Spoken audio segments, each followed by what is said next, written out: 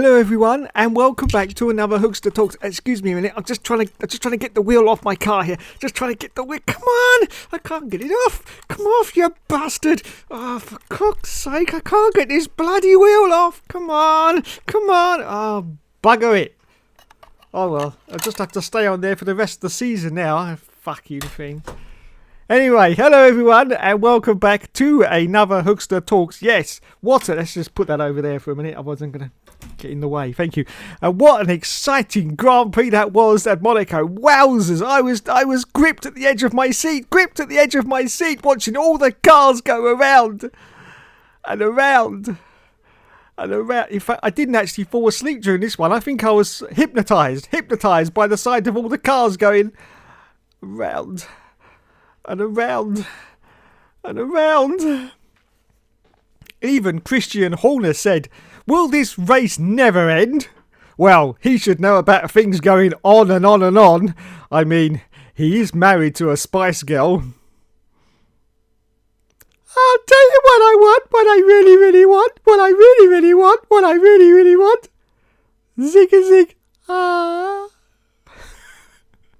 Anyway, let's move on from that. We had some exciting things that happened during the race. No, that's sarcasm. Nothing exciting happened during the race whatsoever, apart from, of course, poor Charles Leclerc couldn't start the race in the Ferrari because, unfortunately, he had a drive shaft failure, which only came to light during the installation lap. I'm a little bit surprised that, some of the best mechanics in the world didn't actually spot that, but, there you go. Human is human, that's what I say, and these things do happen. So yes, Charles Leclerc from pole position. Yes, pole position. I'd also like to thank one of my subscribers who actually predicted that Charles would be on pole.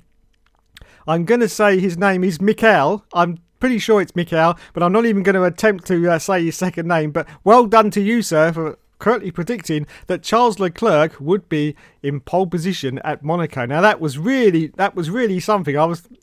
I thought, wow, that's great, because who would have predicted that Charles would have been on pole, to be honest? And of course, we had the Mercedes debacle, which I was just animating in my sort of toy car here. Yes, it's a Ferrari. No, I haven't got a Mercedes. No, I can't afford them. They're too expensive. So yeah, it was just a Ferrari. But yes, so of course, Valtteri Bottas, they couldn't get his wheel off. It's still stuck on now, so I hear. It's still on there. Yeah, he's going to have to drive for the rest of the season like that. I'll just have to keep retreading that tyre every time he comes into the pits. Yeah, hang on there, Valtteri. We're just going to put some more retread on the old tyre, mate. Yeah, you just hang your horses, mate. Yeah. Have a McDonald's or something. Yeah, just chill out, mate. We'll be done in a minute. Yeah, only takes 10 minutes these days to retread. Mind you, I've got Colin working with me today. Yeah, Colin, he's the work experience kid. He's not very fast. He's not very, but you just hang on there. You just hang on and it'll be fine. And we'll get you back out on the track again. Yeah, we've done the other 3 tyres. Only take about 5 seconds, mate. But this one, it's stuck on for good, mate. You're going to have to have it on for the rest of the season. So we'll just keep retreading it and it'll be fine. Yeah. So there you go, yes. Valtteri's tyre is still stuck on. I've no idea if they're going to get it off before the next race. Hopefully they will. But if not, they'll just have to go the whole season. So yes, Monaco. As predictable as ever, as I predicted in my last video, it was completely boring. Yes, nothing happened really, apart from the fact that Lulu cried. The whole team has let us down this weekend. The whole team. It's not me. I'm awesome as always. Awesome. Absolutely awesome. No, we failed as a whole team this time. The whole team, because I didn't come in first place. No, we're failures, lads, so we better sort it out for the next race or there'll be big trouble. I will go out and chop down a tree or something. I'm just so upset now. So upset. Was that too over the top? I could never tell. But yes, poor old Lulu. He started in 7th. Of course, started in 6th because Charles Leclerc didn't start. But yeah, and pretty much that's where he finished. Yeah, for the whole race, because of course it's Monaco. And you can't get past. Just ask Nigel Mansell when he was trying to get past Ayrton Senna back there in the 90s, I think it was, after he got that puncher. He just couldn't get past him. And there is no opportunity to pass at Monaco. Well, you got about 2 places, but you've got to be really, really careful. And Lewis just looked like he's out for a Sunday drive, to be honest. He thought, oh, well, fuck it, I'm not going to get any more points. I might as well just trundle around until it's over. Yeah, and I can go back to me hotel room and bang a few birds. Yeah. Fantastic. That's really helping the environment, that is.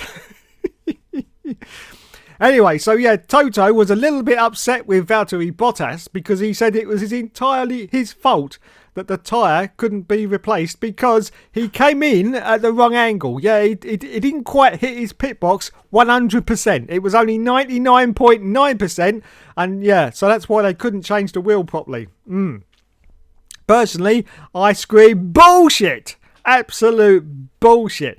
I've seen cars come in at like a 45-degree angle sometimes and they still get their tyres changed.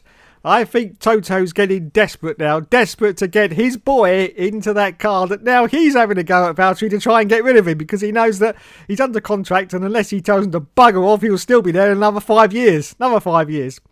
But I have a little problem with that. I've got this little problem with George Russell. Ever since that incident with Valtteri Bottas, I noticed a little bit of arrogance crept into that, you know. He really didn't take the time to think about that accident before he started to blame Valtteri. And that arrogance, it didn't sit well with me, I have to say. It didn't sit well at all. It's not so bad when you've got that sort of natural arrogance that you know you're right and you know you're bloody good. I mean, Senna, you know, that it was there. It was there for all to see, you know. There was arrogance there, but it was justified. But in the case of George Russell, that arrogance definitely wasn't justified. And I've lost a few points of respect for George Russell, it has to be said. So I don't know what's going to happen. I don't know whether he's going to be in that car next year with Lulu. I think we could have a few crashes if that happens. It could be a Nico Rosberg sort of situation if that happens. But we will see. Anyway, apart from that, that was about all that happened during the Monaco Grand Prix. Congratulations, of course, to the winner, Mr. Verstappen, Maxi Boy himself. Yes, he won the race in fantastic style. So yes, he's really catching up in those points now. So Lulu's really got to put his finger out and get on with the job if he's got any chance of winning this World Championship. Of course, you know, we know it's pretty much a certainty he's going to become 8 times World Champion.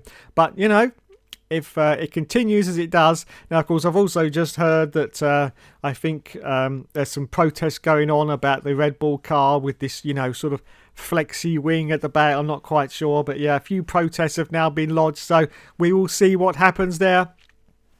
Of course, there was protest lodged with the Benetton car back in the 90s, the early 90s, saying that they were actually breaking the rules a bit, and it was proved that they were breaking the rules, so they had to change a fundamental part of their car. It was something to do with the front wing or something, I seem to remember.